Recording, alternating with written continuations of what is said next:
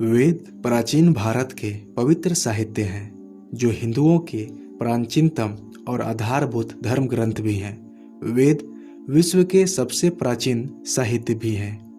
वेद शब्द संस्कृत भाषा के विद धातु से बना है, जिसका अर्थ होता है जानना।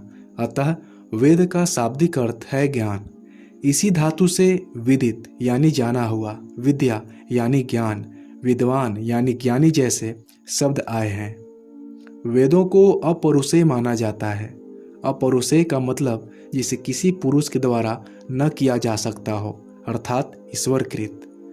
ऐसी मान्यता है कि परमात्मा ने सबसे पहले 4 महर्षियों, जिनके अग्नि, वायु, आदित्य और अंगिरा नाम थे, को क्रमशः ऋग्वेद, यजुर्वेद, सामवेद और अथर्ववेद का ज्ञान दिया। उन महर्षियों ने फिर यह ज्ञान ब्रह्मा को दिया। चूंकि इन्हें सुनकर के लिखा गया था, इसलिए इन्हें श्रुति भी कहते हैं, जिसका अर्थ है सुना हुआ ज्ञान।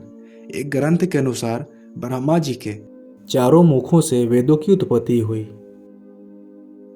वेदों के मंत्रों की व्याख्या करने के लिए अनेक ग्रंथों जैसे ब्राह्मण ग्रंथ, आरण्यक और उपनिषद की रचना की गई।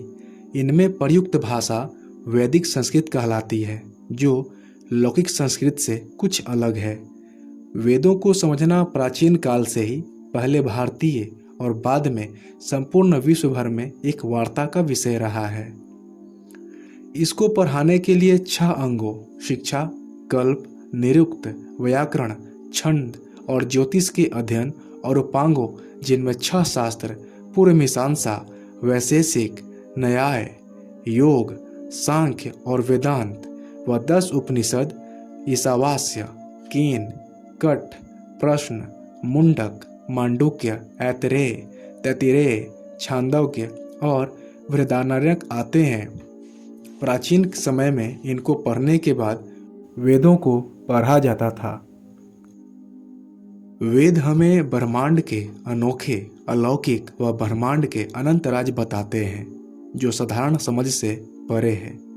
वेद की पुरातन नीतियाँ व ज्ञान इस दुनिया को न केवल समझाते हैं, अपितु इसके अलावा वे इस दुनिया को पुनः सुचारू तरीके से चलाने में मददगार साबित हो सकते हैं। वेदों में ब्रह्म, देवता, ब्रह्मांड, ज्योतिष, गणित, रसायन, औषधि, प्रकृति, खगोल, भूगोल, धार्मिक नियम, इतिहास, रीति रिवाज आदि लगभग सभी विषयों से संबंधित ज्ञान